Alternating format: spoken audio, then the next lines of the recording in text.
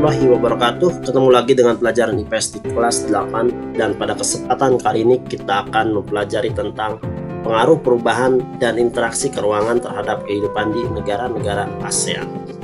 Dengan submateri perubahan ruang dan interaksi antar ruang akibat faktor alam, yaitu faktor iklim.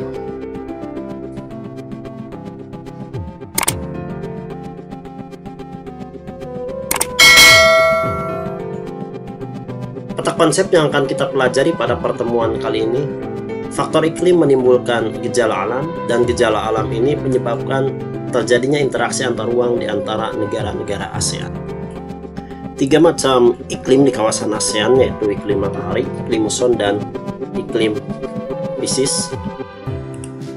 Berdasarkan iklim matahari, negara di kawasan ASEAN beriklim tropis kecuali sebagian kecil wilayah Myanmar dan Vietnam yang dipengaruhi oleh iklim subtropis atau sedang. Berdasarkan iklim muson, wilayah Asia ASEAN terdiri atas 2 musim, yaitu musim kemarau dan musim hujan. Walaupun musim kemarau dan musim hujan di setiap negara berbeda-beda. Seperti di Indonesia, musim hujan terjadi pada bulan Oktober sampai Maret, sementara di Thailand terjadi pada bulan Oktober sampai Januari. Bahkan di Filipina, hujan terjadi sepanjang tahun.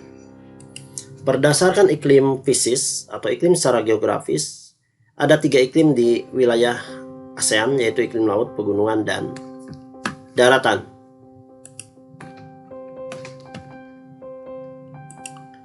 Di wilayah ASEAN yang termasuk ke dalam iklim laut, yaitu negara-negara kepulauan terutama Filipina dan Indonesia, Singapura, juga Malaysia. Sementara iklim daratan dan iklim pegunungan terdapat di kawasan daratan benua Asia, yaitu Myanmar, Laos, Thailand, dan Kamboja.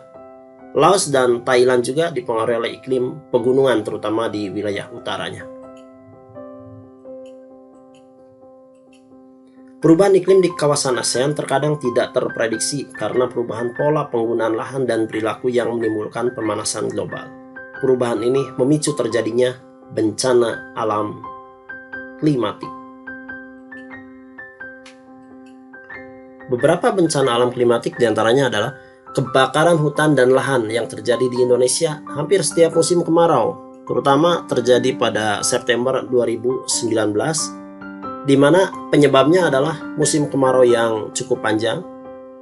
Kebakaran hutan dan lahan terjadi di Pulau Sumatera dan Kalimantan, dan ini menyebabkan terjadi interaksi antar ruang di mana asapnya mempengaruhi negara-negara tetangga seperti Malaysia dan Singapura, sehingga negara Malaysia dan Singapura menawarkan bantuan ke Indonesia untuk menangani kebakaran hutan tersebut. Badai Haiyan di Filipina yang terjadi pada bulan November 2013 yang memporak-porandakan negara Filipina disebabkan oleh perbedaan tekanan udara yang tinggi di Samudra Pasifik dan daratan Filipina. Badai Haiyan terjadi di Tacloban, Pulau Leyte, dan Pulau Samar.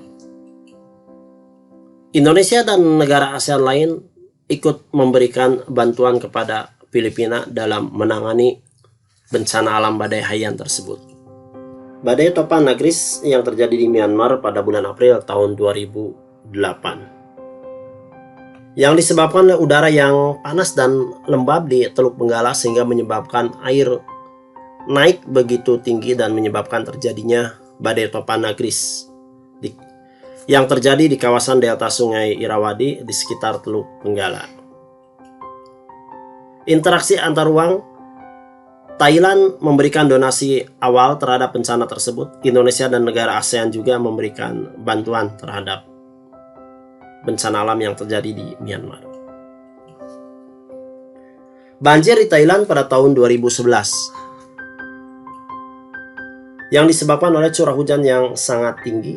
Banjir ini terjadi pada pertengahan tahun sampai akhir tahun. Banjir ini terjadi di 58 provinsi di wilayah Thailand.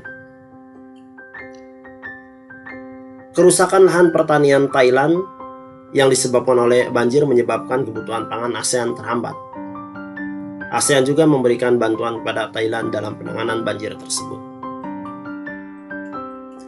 Gejala alam selanjutnya yaitu kekeringan di Vietnam yang terjadi pada tahun 2016. Kekeringan di Vietnam disebabkan oleh faktor iklim, yaitu musim kemarau yang cukup panjang yang disebabkan oleh fenomena badai El Nino di kawasan Pasifik. Kekeringan ini sampai menyebabkan air di Sungai Mekong turun ke volume terendah yang terjadi baru tahun 2016 sejak tahun 1926. Kekeringan di Vietnam menyebabkan atau berpengaruh terhadap interaksi antar ruang di kawasan Asia Tenggara, di mana kebutuhan pangan ASEAN sedikit terganggu mengingat Vietnam merupakan eksportir beras terbesar di kawasan Asia Tenggara. Demikianlah pembelajaran kita kali ini tentang perubahan ruang dan interaksi antar ruang akibat faktor iklim. Kita ketemu pada pertemuan selanjutnya. Semoga bermanfaat. Assalamualaikum warahmatullahi wabarakatuh.